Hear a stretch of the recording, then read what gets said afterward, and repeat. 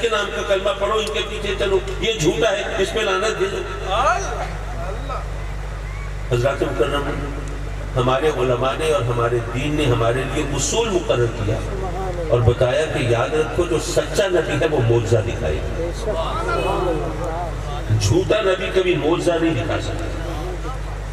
معجزہ نبی کی پہچان ہے۔ معجزہ کیا ہے؟ نبی کی پہچان۔ اچھا، یہ ہماری زبان کا لفظ ہے، ہم بول چال میں استعمال بھی کرتے ہیں، ہمیں پتہ ہے اس کا مفہوم کیا ہے۔ میں کوئی شرعی اصطلاحات کی طرف جا کے کوئی ذرا گنجلک الفاظ ڈھونڈ کے لاؤں تو آپ بھی کنفیوز ہو جائیں گے یہ معجزہ کسے کہتے ہیں۔ بڑی سیدھی سی بات ہے کہ ایسا کام جو کہ سمجھ نہ آئے کہ ہو کیسے گیا، عقل عاجز آ جائے، فہم و فراست گھٹنے ٹیک دے، ہماری دانش اور سوچنے سمجھنے کی صلاحیت ہار مان لے کہ یار یہ کام تو نہیں ہو سکتا، یہ کیسے ہو گیا۔ جو چیز عقل کو عاجز کر دے وہ معجزہ ہوتا ہے۔ نبی کے ہاتھ سے صادر ہو تو معجزہ ہے، ولی کے ہاتھ سے ظاہر ہو تو کرامت ہے۔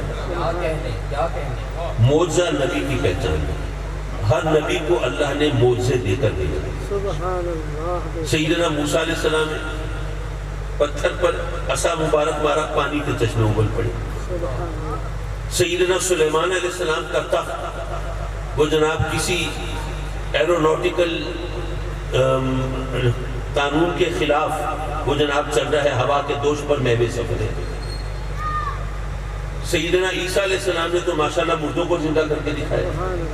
میرے آقا کریم صلی اللہ علیہ وسلم کے معجزے بھی آپ جانتے ہیں، پتھروں کو کلمہ بھی پڑھایا، جانوروں سے سجدے بھی کرائے، پانی کو اپنی مقدس انگلیوں سے جاری بھی فرمایا، درختوں کو اپنی بارگاہ میں بھی بلائے، بادلوں کو پھاڑ کے بھی دکھایا، چاند کے 2 ٹکڑے بھی کیے اور سورج کو الٹے پاؤں بھی لوٹایا ہے۔ یہ تمام معجزے ہم نے دیکھے، ہمیں معلوم ہے، لیکن علماء نے بتایا کہ آقا کریم صلی اللہ علیہ وسلم کا جو سب سے بڑا معجزہ ہے وہ قرآن ہے۔ سبحان اللہ۔ اچھا، ہم مسلمان ہیں، قرآن کا معجزہ تو ہم مانتے ہیں، معجزہ ہے، لیکن میں سوچنے لگا کہ قرآن معجزہ ہے ہم تو مانتے ہیں، لیکن دوسروں سے منوانا پڑے تو دلیلیں دینی پڑیں گی، ثبوت اکٹھے کرنے پڑیں گے، منوانے کے لیے محنت کرنی پڑے گی۔ کیا اس کے مقابلے میں یہ زیادہ بہتر نہیں تھا کہ ہم کہتے کہ چاند کے 2 ٹکڑے کر دینا یہ سب سے بڑا معجزہ؟ ظاہر ہے اس پر تو کوئی دلیل نہیں چاہیے۔ اگر باقی معجزوں کو اگر آقا کریم کا سب سے بڑا معجزہ قرار دیا جاتا تو یہ کہیں بہتر ہوتا، لیکن ہم نے کہا کہ نہیں، قرآن سب سے بڑا معجزہ ہے، آخر اس میں حکمت کیا ہے، اس کو سمجھنے کی ضرورت ہے۔ حضرات مکرم، یاد رکھیے کہ جو نبی جس علاقے، جس قوم اور جس زمانے کے لیے نبی بن کے آتا ہے، اس علاقے، اس قوم اور اس زمانے کے لوگ اس کے معجزوں کو اپنی آنکھوں سے دیکھتے ہیں، بچش میں خود مشاہدہ کرتے ہیں۔ جن کے نصیب میں ایمان ہوتا ہے کلمہ پڑھ لیتے ہیں، جن کے دلوں پہ مہر لگی ہوتی ہے وہ اسی طرح راندہ درگاہ رہتے ہیں۔ بہرحال جو نبی جس علاقے، جس زمانے، جس قوم کے لیے نبی بن کے آتا ہے، اس علاقے، اس قوم، اس زمانے کے لوگ اس نبی کے معجزوں کا مشاہدہ کرتے ہیں، وہ ان کے سامنے ہوتے ہیں۔ میرا سوال یہ ہے کہ حضرت عیسیٰ علیہ السلام نے جن مردوں کو زندہ کیا تھا ان میں سے کسی کا کوئی عطا پتہ آپ کے موبائل میں محفوظ ہے؟ نہیں۔ سیدنا موسیٰ علیہ السلام نے جو پانی کے چشمے ابالے تھے، کوئی ڈے آؤٹ کے لیے، پکنک کے لیے وہاں جانے کا موڈ ہو، ذرا پتہ ہو کہاں پہ ہے وہ؟ نہیں پتہ۔ سیدنا سلیمان علیہ السلام کا تخت آپ نے اٹھتا ہوا دیکھا؟ اچھا، باقی انبیاء کے موضوع کو چھوڑیے، خود آقا کریم نے جن پتھروں کو کلمہ پڑھایا تھا کہ آپ نے سنا؟ کیا چاند کے 2 ٹکڑے ہوئے آپ نے دیکھے؟ کیا جانوروں کو سجدہ ریز آپ نے مشاہدہ کیا؟ نہیں۔ یارو، جو نبی جس علاقے، جس قوم، جس زمانے کے لیے نبی بن کے آتا ہے، اس علاقے، اس قوم، اس زمانے کے لوگ اس کے معجزوں کا اپنی آنکھوں سے مشاہدہ کرتے ہیں، وہ دیکھتے ہیں۔ یارو، اگر میرے آقا کریم صلی اللہ علیہ وسلم کا دور نبوت قیامت تک چلنا تھا تو کم از کم کوئی ایک معجزہ ایسا چاہیے تھا جو قیامت تک باقی رہے۔ نعرہ تکبیر، نعرہ رسالت، عظمت شان مصطفیٰ، عظمت مقام مصطفیٰ، عظمت مقام مصطفیٰ، سیدی مرشدی یا نبی کم از کم کوئی ایک معجزہ ایسا چاہیے تھا جو قیامت تک باقی رہے اور آپ کی نبوت کے تسلسل پر دلالت کرتا رہے۔ پتہ یہ چلا کہ قرآن کا معجزہ ہونا دراصل ختم نبوت کی دلیل ہے۔ سبحان اللہ سبحان اللہ۔ اور یہ بات دوسری طرح بھی سمجھ سکتے ہیں آپ۔ ہم کسی کافر کو دعوت دیں کہ بھئی ہمارے نبی کے نام کا کلمہ پڑھ لو، مسلمان ہو جاؤ، وہ کہے کہ ٹھیک ہے میں کلمہ پڑھ لیتا ہوں، لیکن آپ کے اپنے دین کا اصول ہے کہ نبی کی پہچان ہوتی ہے معجزے سے، تو اپنے نبی کا کوئی معجزہ دکھائیں گے تو ہم ایمان لائیں گے، تو ہم قرآن اس کو دکھا دیں گے سبحان اللہ۔ اور پھر ہم اس قرآن کی موجزانہ شان کو ثابت بھی کر دیتے ہیں۔ اب اگر میں اس طرف گیا تو میری تقریر کا موضوع جو میلاد سے متعلق ہے وہ وہی دھرا کا دھرا رہ جائے گا، اس لیے میں اپنے موضوع کی طرف آتا ہوں۔ رب کائنات نے اپنے بندوں کی ہدایت کے لیے انبیاء کو بھیجا۔ میرے آقا کریم صلی اللہ علیہ وسلم جس علاقے جس زمانے میں تشریف فرما ہوئے، آپ جانتے ہیں کہ مکے میں سب بت پرست رہتے ہیں، مشرکین کا علاقہ ہے، کوئی مجوسی بھی ہیں آگ کی پوجا کرتے ہیں، کوئی چاند سورج کی پرستش کرنے والے بھی ہیں۔ یار وہ سب لوگ وہ ہیں جو اپنے خداؤں کو اپنی آنکھوں سے دیکھ کر ان کی عبادت کرتے ہیں، ٹھیک ہے نا؟ بت ان کی سامنے رکھے، آگ ان کے سامنے روشن ہے، چاند سورج ان کا وہ خود مشاہدہ کر رہے ہیں۔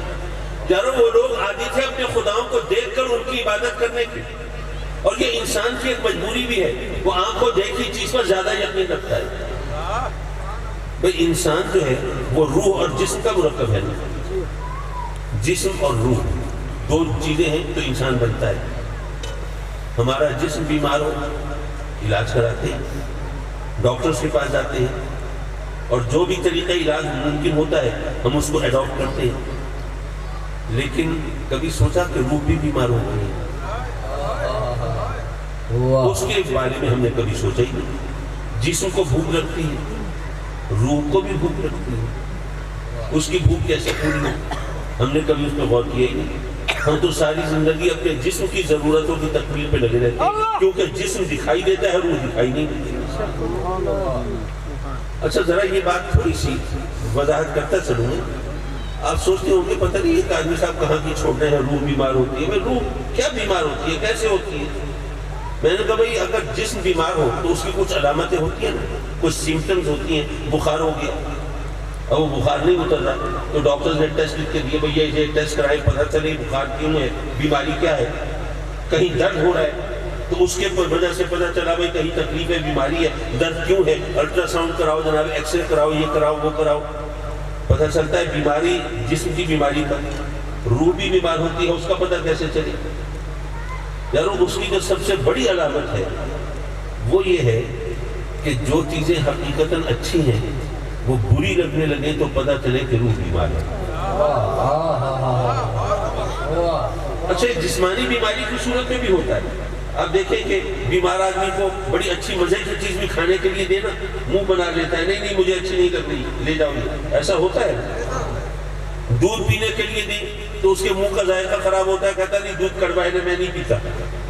اس کا ظہور بیماری جسمانی بیماری کی صورت میں بھی ہوتا ہے، لیکن روحانی بیماری کی تو ایک خاص علامت ہے کہ جو چیز اچھی ہو وہ بری لگے، جو بری ہو وہ اچھی لگے، تو سمجھ جاؤ کہ وہ بیمار ہے۔ سچ اچھا ہے برا لگنے لگے، جھوٹ برا ہے اچھا لگنے لگے، اگر سخاوت اچھی ہے بری لگنے لگے، کنجوسی بری ہے وہ اچھی لگنے لگے، تو یہ دھوکہ برا ہے یہ اچھا لگنے لگے، اور انصاف اچھا ہے وہ برا لگنے لگے، تو یہ چیزیں روح کی بیماری پر دلالت کرتی ہیں۔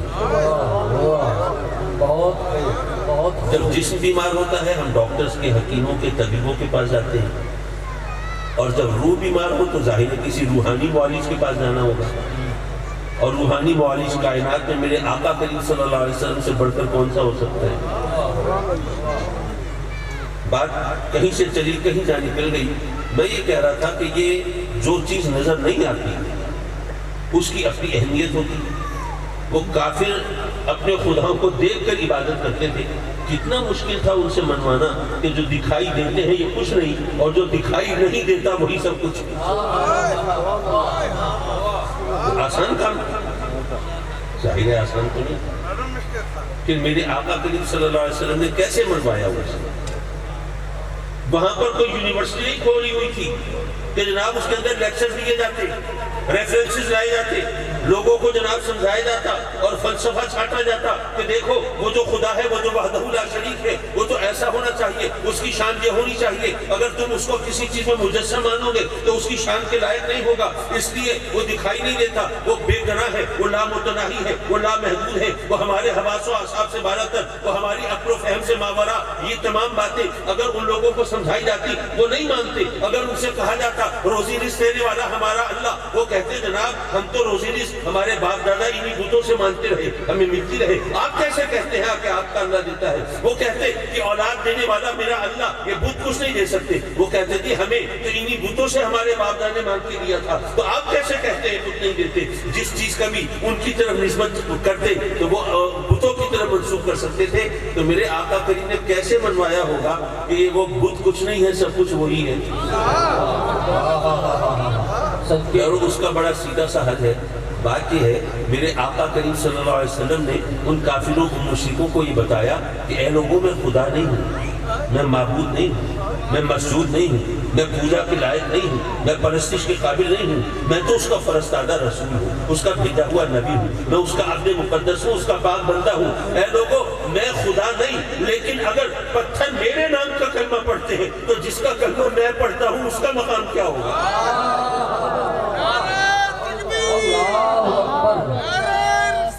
یا رسول اللہ.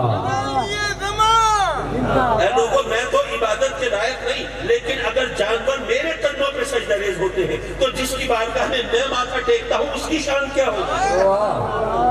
اے لوگوں میں تو خدائی کا دعوے دار نہیں، لیکن اگر چاند میرے اشارے پہ دو ٹکڑے ہو جاتا ہے تو جس کے اشاروں پہ میں چلتا ہوں اس کی طاقت کا حالت کیا ہوگا؟